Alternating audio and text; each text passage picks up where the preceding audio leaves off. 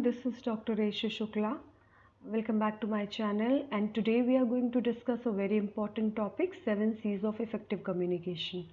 जैसा कि स्टूडेंट्स आप जानते हैं कि इफ़ेक्टिव कम्युनिकेशन हमारी लाइफ के लिए बहुत ही इम्पॉर्टेंट है। तो ये चाहे प्रोफेशनल लाइफ हो या पर्सनल लाइफ, हमारी कम्युनिकेशन इफ़ेक्टिव हो, हम अपनी बात से लोगों को प्रभावित कर सके, साथ ही अपनी बात के तरीके से हम जो भी रिज़ल्ट जो चाहिए होता है हमें अपने काम का, वो हमें मिल सके। इसमें हमारे लिए बात करने के लिए कुछ वो इम्पॉर्टेंट जो रूल्स होते हैं जिससे लोगों के ऊपर हमारी बात का इम्प्रेशन पड़ता है, वो बहुत इम्पॉर्टेंट होता है। तो ये जो टॉपिक है, this is very important for your BA 6th semester and also professional technical communication in B.TECH. So let's start with the topic in detail and understand how important is 7 C's for effective communication. अगर आपको ये video पसंद आए तो इसे like ज़रूर करें, share करें और आप मेरे चैनल को सब्सक्राइब भी कर सकते हैं। सबसे पहले समझ लेते हैं कि इफ़ेक्टिव कम्युनिकेशन क्या होती है। स्टूडेंट्स, हमने कम्युनिकेशन के बारे में मेरे चैनल में बहुत बात की है, अलग अलग वीडियोस हैं इससे रिलेटेड, लेकिन क्योंकि हम 7 C's को शुरू करने जा रहे हैं तो थोड़ा बताना ज़रूरी है। कम्युनिकेशन, हम जानते हैं कि जो भी हम किसी से कोई भी बात करते हैं वो कम्युनिकेशन है। बिना बात के मानव लाइफ की कल्पना भी नहीं की जा सकती। हम सुबह से शाम तक बहुत सारी कम्युनिकेशन करते हैं अपनी नीड के हिसाब से, अपनी खुशी के हिसाब से, अपने प्रॉब्लम्स को शेयर करने के लिए, अलग अलग तरह की चीज़ों के लिए।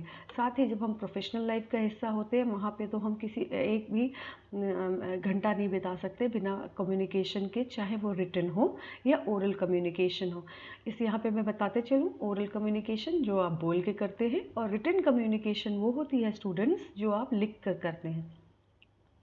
सो if we read the slides is, यहाँ पे स्लाइड को रीड करेंगे तो देखेंगे कि effective communication is the process of sharing information, ideas, thoughts and feelings in a clear, concise and understandable manner. कोशिश ये करनी होती है जो इफ़ेक्टिव यानी जो जिस कम्युनिकेशन का अच्छा प्रभाव पड़े, वो कम्युनिकेशन जो होगी उसका मतलब है कि ये भी एक शेयरिंग ही है, बातों का, विचारों का आदान प्रदान ही है, विचारों का, थॉट्स का, भावनाओं का, लेकिन किस प्रकार का है, बहुत ही क्लियर, संक्षिप्त और जो समझ में आसानी से एक बार में आ जाए, जिसको बार बार समझाना ना पड़े, जिसके लिए किसी प्रकार की कन्फ्यूज़न की स्थिति ना हो। It needs both verbal and non verbal elements. मैंने आपको वर्बल एंड नॉन वर्बल का भी वीडियो बनाया है। वर्बल यहाँ पे अगेन आ जाता है जिसमें शब्द इस्तेमाल होते हैं, जैसे अभी हम ये कम्युनिकेशन हमारी वर्बल है जिसमें हम स्लाइड के ऊपर शब्दों को देख भी रहे हैं, पढ़ भी पा रहे हैं और मेरी आवाज़ भी सुन पा रहे हैं जिसमें शब्द शामिल है। नॉन वर्बल कम्युनिकेशन वो होती है स्टूडेंट्स जिसमें हम बॉडी लैंग्वेज, हाव भाव, फेस एक्सप्रेशंस और इस वॉइस टोन, इससे पहचानते हैं कि इंसान जो है क्या कहना चाहता है, गुस्से में है, खुश है, अच्छा महसूस कर रहा है, बुरा महसूस कर रहा है, कोई बात पसंद कर रहा है कि नहीं पसंद कर रहा है, कॉन्फिडेंट है कि नर्वस है। ये सब हमारा जो है, जो इंसान के व्यक्तित्व को देख के पता चलता है, वो हमारा नॉन वर्बल एलिमेंट्स होते हैं। Effective communication is important in every work. ये हमेशा सारे कामों में इंक्लूड करती है, पर्सनल लाइफ में भी इसका बहुत ज़्यादा रोल होता है। और जब हम किसी से अच्छे से बात करते हैं, जो भी व्यक्ति अच्छे से बात करता है, उसके काम बनने में कुछ परसेंटेज हमेशा स्टूडेंट्स बढ़ ही जाता है। It increases understanding, builds trust, removes confusions and promotes teamwork. आप ये देखेंगे कि जो अच्छी बात करता है, सही बात करता है, जिसकी बात के कभी दो मीनिंग नहीं होते, इसका एक वैलिडिटी होती है, लोगों को उसकी बात अच्छी लगती है, समझ में आती है, लोगों के साथ उसका व्यवहार या उसकी जो है ट्रस्ट बनता है। साथ ही किसी प्रकार का कंफ्यूजन नहीं होता। अब प्रोफेशनल लाइफ में बहुत इम्पॉर्टेंट हो जाता है कि आप ऑफिस में जो है लोग आपके ऊपर, आपके बिजनेस के ऊपर, आपकी बात के ऊपर ट्रस्ट करें, यानी कि तभी आप मार्केट में अपनी वैल्यू बना पाएंगे। अगर आप अपनी बात को बार बार बदलेंगे या बात पे टिकेंगे नहीं, या अपने फ़ायदे के लिए कुछ भी बोलेंगे और उसको फॉलो नहीं करेंगे, तो यहाँ पे इसको ट्रस्ट बिल्डिंग नहीं होता। साथ ही आप कभी कभी कुछ ऐसी बातें करते हैं जो डबल मीनिंग हो, जिनका आपके फ़ायदे के लिए कोई और मतलब निकले और दूसरों के लिए कोई और, तो ये भी गलत होता। साथ ही जो इफ़ेक्टिव कम्युनिकेशन होता है वो टीम वर्क, यानी टीम वर्क आज की प्रोफेशनल लाइफ में बहुत इंपॉर्टेंट है, कहीं पे भी बहुत इंपॉर्टेंट है।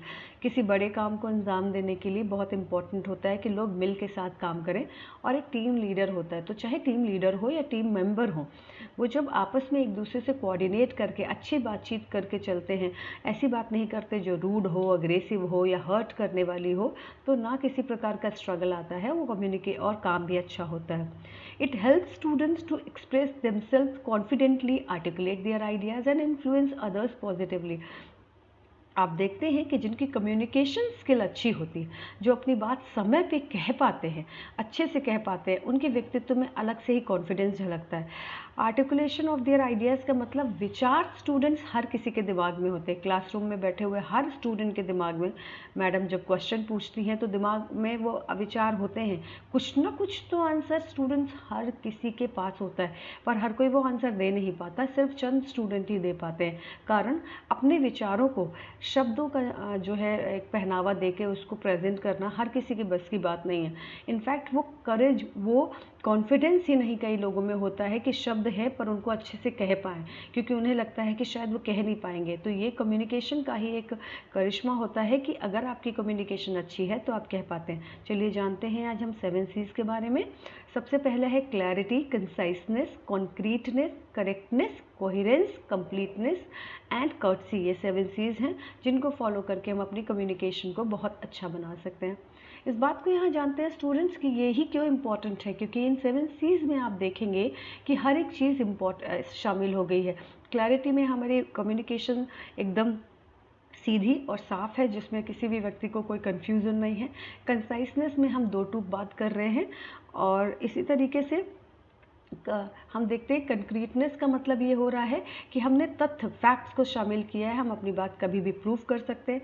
करेक्टनेस का मतलब ये है कि हम जो इन्फॉर्मेशन है वो बिल्कुल सही दे रहे हैं, भविष्य में उसके गलत यानी कि हमें उसको करेक्ट नहीं करना कि हमने किसी को बोला कि आपको ये काम करना और बाद में हम बोलें कि नहीं, हमने जो है गलत इन्फॉर्मेशन दे दी थी, तो उससे बहुत फ़र्क पड़ता है। कोहेरेंस का मतलब होता है कम्युनिकेशन लॉजिकल हो, जिसमें तर्क शामिल हो, यानी आपकी कम्युनिकेशन में किसी भी तरीके का इम्बैलेंस ना हो। और लॉजिक बहुत ज़रूरी है। जब आप किसी से बात करते हैं, इलॉजिकल बात करते हैं, लोगों को लगता है कि बात समझ नहीं आ रही कि लोग क्या कह रहे हैं। कंप्लीटनेस का इन्फॉर्मेशन मतलब यहाँ पे है कि आपकी इन्फॉर्मेशन कंप्लीट हो। और कर्टसी का मतलब यहाँ पे ये होता है कि आप हमेशा एक विनम्रता, पोलाइटनेस अपनी कम्युनिकेशन में शामिल करके रखें। आप चाहे कितने बड़े अधिकारी क्यों ना हो, चाहे किसी पोजीशन में क्यों ना हो, लेकिन बात करने के तरीके में हमेशा पोलाइटनेस होनी चाहिए। Clarity refers to the quality of being easily understood, यानी कि आप हमेशा अपनी बात को ऐसे रखें, स्ट्रेट फॉरवर्ड मैसेज हो और हमेशा लोगों को एक बार में अच्छे से समझ में आए, शब्दों का इस्तेमाल सही हो, और किसी भी तरीके का जो है ambiguity, avoiding ambiguity, it ensure that your message is clear and easily understood. Avoiding ambiguity माने कन्फ्यूज़न, यानी कई सारी बातें ऐसी होती हैं अगर उनको सीधा सीधा ना कहा जाए तो कन्फ्यूज़न की स्थिति उत्पन्न होती है। तो आप ये समझें कि आप जो बात कहना चाह रहे हैं या लिख के भी कहना चाह रहे हैं, उसका सीधा मीनिंग निकल रहा है। जार्गन का इस्तेमाल ना हो। जार्गन वो शब्द होते हैं स्टूडेंट्स, इसका वीडियो आप अलग से देख सकते हैं, जिसमें जो है टेक्निकल टर्म्स किसी एक विशेष फील्ड के लिए, यानी मेडिकल दुनिया में बोलने जाने वाले वर्ड्स अलग होते हैं, बैंकिंग सेक्टर के वर्ड्स अलग होते हैं, टेक्निकल फील्ड्स के शब्द कुछ ऐसे होते हैं जो अलग होते हैं, कुछ पर्टिकुलर शब्द जो उनकी अपनी ही सराउंडिंग में बोले जाते हैं, पर वो उन्हीं को समझ में आते हैं, हर किसी को नहीं। तो कोशिश कर कि नॉर्मल कम्युनिकेशन में कभी भी इस तरीके के शब्दों का इस्तेमाल ना करें। एग्जाम्पल देख सकते हैं, मैंने यहाँ पे एग्जाम्पल डाले।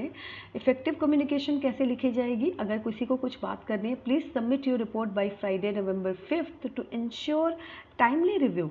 यानी कोई कहना चाह रहा है कि आपको अपनी जो कोई रिपोर्ट है वो फ्राइडे को जमा करें। अब फ्राइडे एक महीने में बहुत बार आता है, तो स्पेसिफाई किया गया 5 नवंबर को जो फ्राइडे है उसमें, और जो है हो सके ताकि उसका रिव्यू समय से हो सके। इनइफेक्टिव कैसे हो सकती है? Please get back to me ASAP about the thinking we talked about. अब दैट थिंग क्या है पता नहीं है, और वी टॉक्ड अबाउट बहुत सारी बातें हो सकती हैं। और अगेन हमने यहाँ पे एक जार्गन का इस्तेमाल कर लिया है, एसएप। एसएप का मतलब होता है एज सून एज पॉसिबल। ये जार्गन जो है वर्ड में, ऐसे कमर्शियल वर्ड में या फिर जो कॉर्पोरेट सेक्टर में बहुत ज़्यादा बोला जाता है, लेकिन ज़रूरी नहीं कि हर व्यक्ति को इसका मीनिंग पता हो।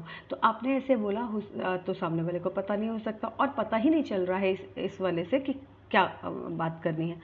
सो हमेशा कोशिश करनी है कि हम ऐसी बात ना करें जो कि समझ में नहीं आएगी स्टूडेंट्स एक बार में, और जिसकी वैलिडिटी हम क्रिएट नहीं कर सकते। डूज क्या है, one should, dos and don'ts का मतलब है क्या करें और क्या ना करें।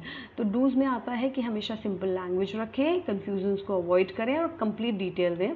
डोंट्स में क्या है, वेग लैंग्वेज यानी कि भ्रमित करने वाली भाषा जिसके मीनिंग दो निकल रहा है, जो अनक्लियर हो, समझ ना आए, उसका इस्तेमाल ना करें, जार्गन का इस्तेमाल ना करें, सो दैट किसी भी तरीके से रूम फॉर मिस इंटरप्रिटेशन यानी कि किसी भी तरीके से कंफ्यूजन की या गलत उसका इंटरप्रिटेशन की गुंजाइश ना बचे।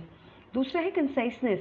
कंसाइसनेस की बात यहाँ है कि आज की दुनिया में किसी के पास भी इतना टाइम नहीं है स्टूडेंट्स कि आप बहुत लंबी चौड़ी बात लिखें या बोलें, क्योंकि हर कोई चाहता है कि स्ट्रेट फॉरवर्ड बात हो, थोड़ी में ज़्यादा मीनिंग निकल के आए।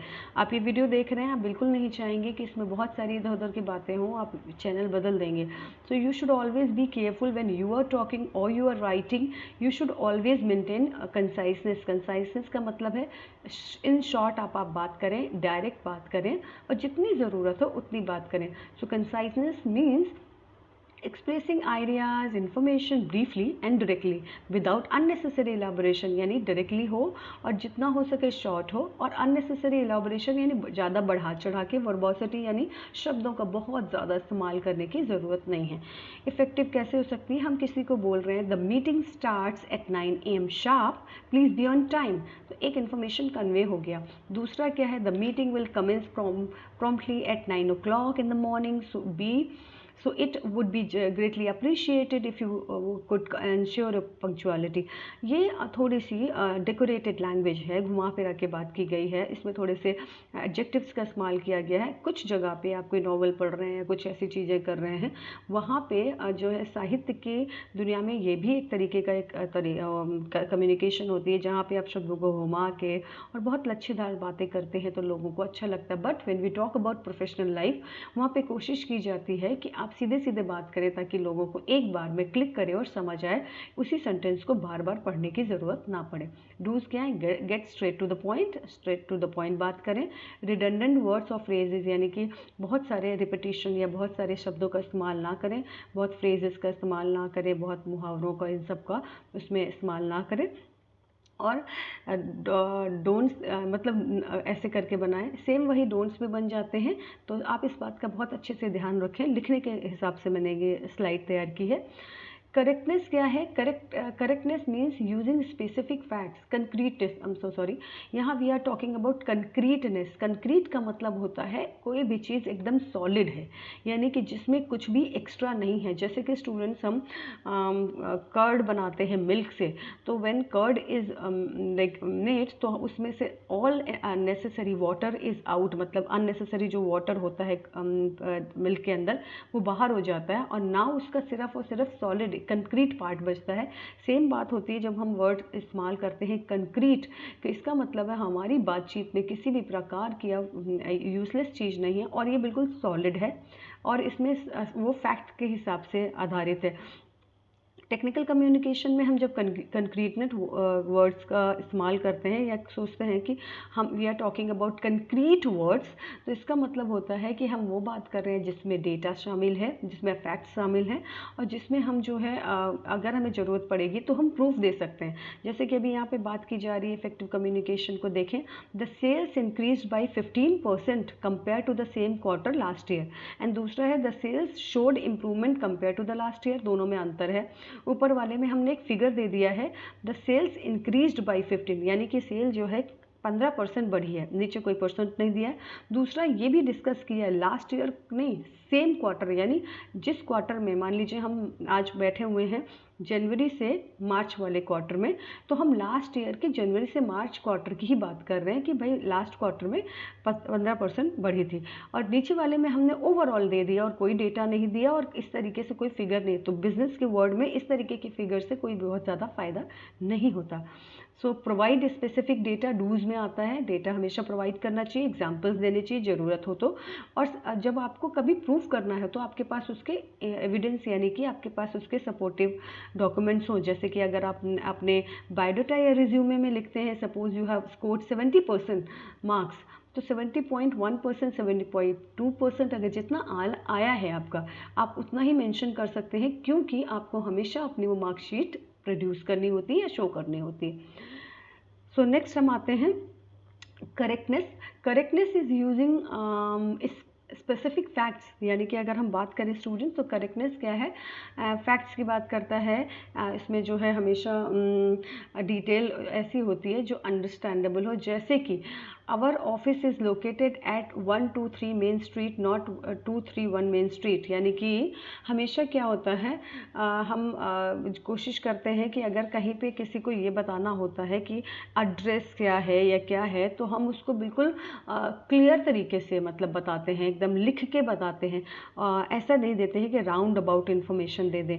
क्या होता है कि कभी किसी को 1 to 3 में कंफ्यूजन हो सकता है कि 3 to 1, यानी कि अगर कोई ऐसा होता होगा कि किसी को ऐसी इन्फॉर्मेशन में कई बार कंफ्यूजन हुआ होगा, तो लोग फिर अपनी इन्फॉर्मेशन को मेंशन शुरू कर देते हैं। Our office is located at 1-2 main street next to the coffee shop. अगर ये चीज़ जो हम इनफेक्टिव इस तरीके से, कॉफ़ी शॉप कितनी भी हो सकती है, कहीं पे भी हो सकती है, तो आप जो है ये बता सकते हैं कि ये हमारी इन्फॉर्मेशन, क्योंकि 3 to 1 मेन स्ट्रीट भी वहाँ पे होगी, तो उसको यहाँ पे इन्होंने मेंशन कर दिया है। डबल चेक फैक्ट, ग्रामर हमेशा सही होनी चाहिए। स्पेलिंग से करेक्टनेस का तो मतलब ये भी है कि रिटन कम्युनिकेशन में ग्रामर सही हो, स्पेलिंग सही हो, आप जो बात कर रहे हो इन्फॉर्मेशन में एक्यूरेसी हो, यानी गलत ना हो, और इस तरीके से वो करेक्टनेस के उसमें आती है दायरे में। Coherence means organizing ideas in a logical manner, यानी क्या बात पहले करनी है, क्या बात बाद में करनी है, क्या बात एंड में करनी है। कोहेरेंस का मतलब होता है ये लॉजिक, शुरुआत कैसे करनी है, बीच में कैसे पहुंचना है, और एंड कैसे करना है, उसको हम लॉजिक कहते हैं। कई बार कुछ लोग ऐसे होते हैं स्टूडेंट्स की एकदम उनको क्लास में घुसते ही बात करना शुरू कर देते हैं। तो तरीका ये होता है कि आप कहें कि किसी से भी अगर आप एंटर करते हैं क्लास के अंदर, तो आप बोलेंगे गुड मॉर्निंग मैम, मेरा नाम ये है, मैं ये बात करना चाहती हूँ, क्या मैं क्लास में बैठूँ। सो एक उसका असर अलग पड़ता है। कोई स्टूडेंट डायरेक्ट अंदर है, मैम उस दिन के नोट्स के बारे में बता दीजिए, तो हमें लगने लगता है कि इसने लर्न नहीं किया, या इसको पता ही नहीं है कि this is not the manner. तो कोहेरेंस हमेशा ये होता है, अपना इंट्रोडक्शन दें, अपने बारे में बताएं, फिर उस बात के बारे में बताएं, फिर उसको एंड में अच्छे से कंक्लूड करें, उसको हम कोहेरेंस कहते हैं। सो एग्जांपल देखिए, first we discuss the budget and then we will review the timeline for the project. अभी पहले वाले में कहा गया, पहले हम डिस्कस करेंगे बजट के बारे में कि हमारा जो है इस साल का बजट क्या है इसमें खर्चा करने के लिए, एंड फिर उसके बाद हम डिसाइड करेंगे कि प्रोजेक्ट में हम टाइमलाइन क्या है, किस किस महीने किस किस समय पे हमें क्या क्या काम कंप्लीट करना है, दैट इज़ टाइमलाइन। दूसरा क्या है, let's talk about the budget, oh and remember to send your time sheet. और जो है बाद में उसको याद आ रहा है कि अब जो है अपनी टाइम शीट जो है आप अपनी अपनी बना के भेज दीजिएगा। तो एक ये चीज़ होती है कि आप किस तरीके से एक सिस्टमैटिक तरीके से बात करें। Use clear transition between ideas, maintain a logical sequence and each point relate to the overall message. तो आप जो है अच्छे से जो है बात करें। नाउ स्टूडेंट्स, दूसरा आता है, आप यहाँ पे देखेंगे कंप्लीटनेस हो गया, यानी कि मैसेज आपका जो है यहाँ पे कंप्लीट कोहेरेंस हो गया। और उसके बाद हम दूसरी चीज़ देखेंगे बच्चों, कंप्लीटनेस, यानी अब आपकी इन्फॉर्मेशन जो है कंप्लीट भी होनी चाहिए।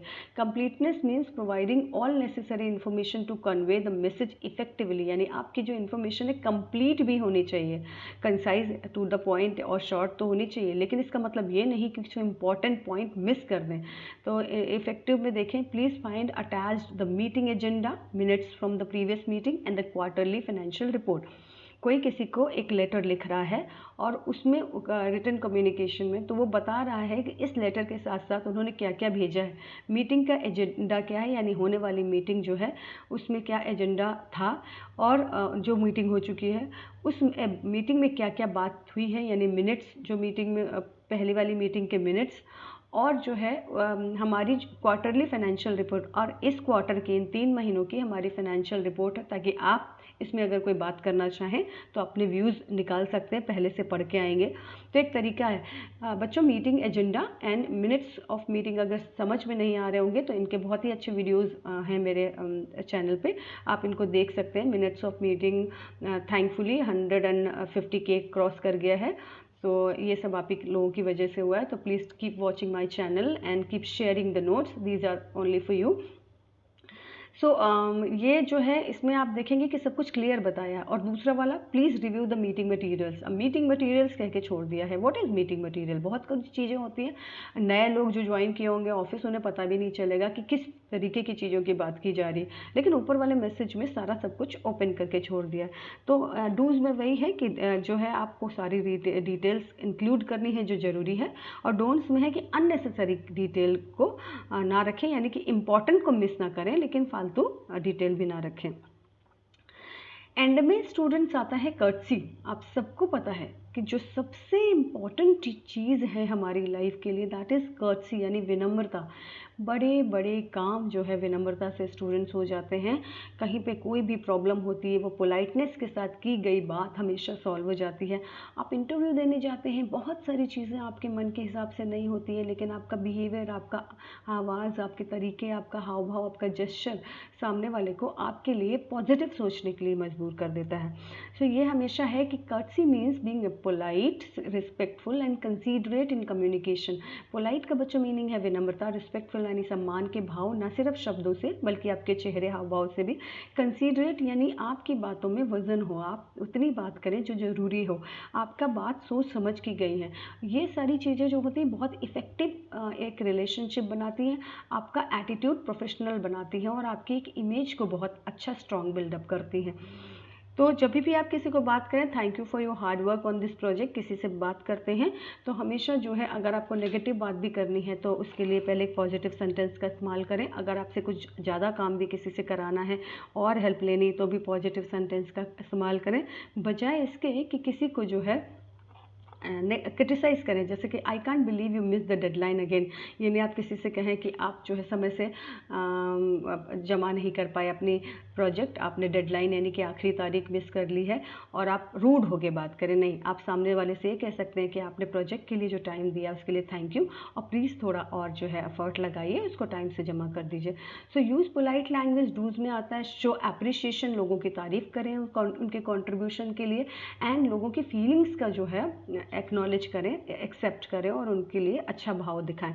अगर आप रूड होते हैं, डिसरिस्पेक्टफुल होते हैं, तो आप आगे अपने काम को बहुत आगे नहीं ले जा पाएंगे और सोसाइटी में आपकी एक बहुत अच्छी इमेज नहीं बनती। Thank you so much students for watching this video. I hope you have liked the video.